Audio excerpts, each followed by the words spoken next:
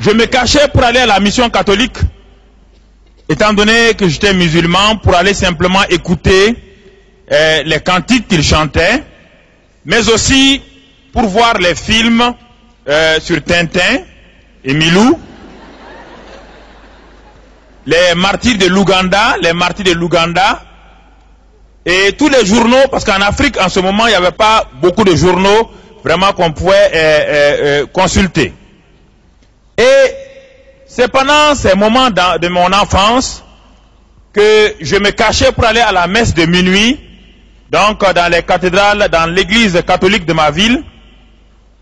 Je me cachais là, j'écoutais, et ces merveilleux cantiques qui ont élevé mon âme d'enfant vers le Seigneur.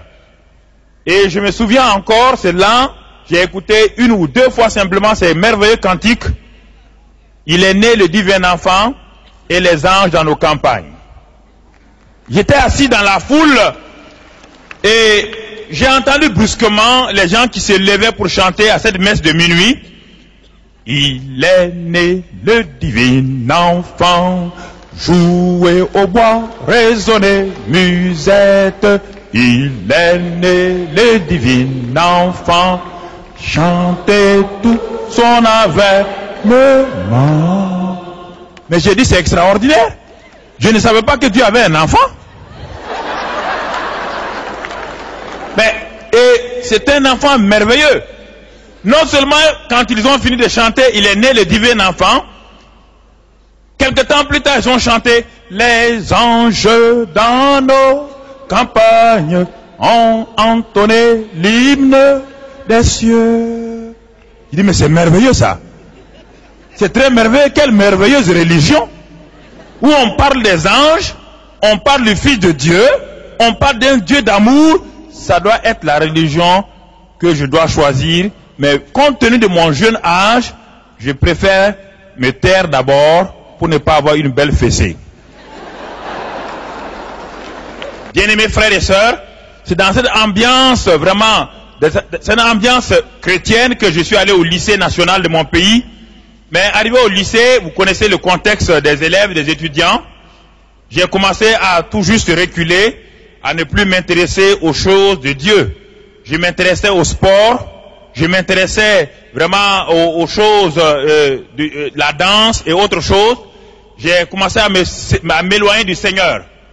Et c'est ainsi que, après avoir obtenu le baccalauréat, je suis allé à l'université en Côte d'Ivoire, à Abidjan. Nous avons fait la grève comme tout bon étudiant. On a fermé l'université. Et ensuite, je suis allé au Togo. Après quelque temps, on nous a aussi remerciés.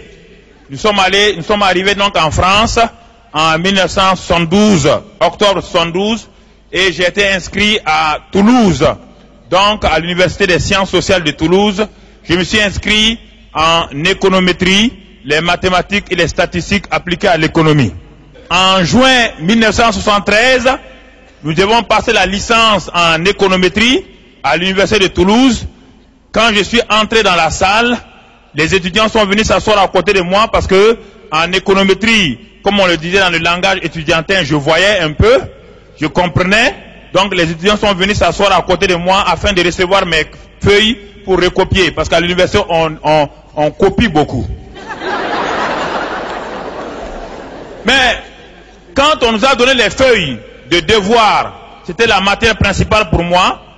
Alors dans mon cœur, j'ai dit, même si Dieu n'est pas content, moi je vais traiter mon sujet d'économétrie et je vais réussir, je serai licencié S économétrie en quelques jours. Quand j'ai défié Dieu, une obscurité est venue subitement sur moi. Je ne comprenais plus rien. Je suis resté là pendant 4 heures de temps avec ma feuille dans ma main gauche et j'ai échoué lamentablement à la session de juin 1973. Entré dans ma chambre d'étudiant, j'ai commencé à pleurer. J'étais effondré, blessé. Mon orgueil avait été touché car j'étais sûr que j'allais réussir à ma licence. Les gens me demandaient, Mamadou, comment tu as fait pour échouer? Je ne pouvais pas expliquer à quelqu'un. Mon orgueil avait été vraiment touché.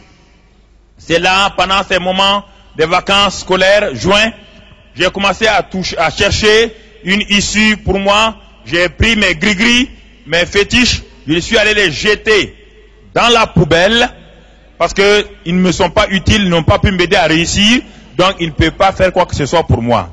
Maintenant, je cherchais la solution. J'avais entendu des gens qui prêchaient, des jeunes gens, des groupes bibliques universitaires qui témoignaient à l'université. Ils m'ont donné leur adresse. Je suis allé donc au centre de Toulouse, 47 rue Tamponnière, ceux qui connaissent Toulouse, au centre-ville. J'ai cherché où se trouvait l'église. Mais quand j'ai vu l'église, il était écrit dessus « Église évangélique des assemblées de Dieu de France ». Ah, j'ai dit non, non, non, ça c'est des protestants. Moi, je suis musulman, je ne veux pas être protestant. Et alors, qu'est-ce que j'ai fait? J'ai dit, bon, comme il en est ainsi, je vais repartir. J'ai fait demi-tour et je m'en allais. Dès que j'ai fait demi-tour pour m'en aller, une voix, il n'y avait personne avec moi dans la véranda, une voix a retenti profondément dans mon cœur. Si tu vas, c'est la dernière fois pour toi. Je me suis retourné, je dis, mais qui m'a parlé? Il n'y avait personne. Mais c'était la voix de Dieu qui venait de retentir dans mon cœur. Alors j'ai refait demi-tour, j'ai poussé la porte de l'église, je me suis assis au dernier banc. Et là, on est venu m'inviter pour me mettre au premier banc. Et quand le prédicateur s'est levé pour prêcher l'évangile, quand il a commencé à prêcher, j'étais assis tout juste à sa gauche, et il a commencé à prêcher. Il m'a révélé toute ma vie, tous mes péchés. Alors dans mon cœur, j'ai dit, je ne savais pas que les blancs étaient aussi des sorciers.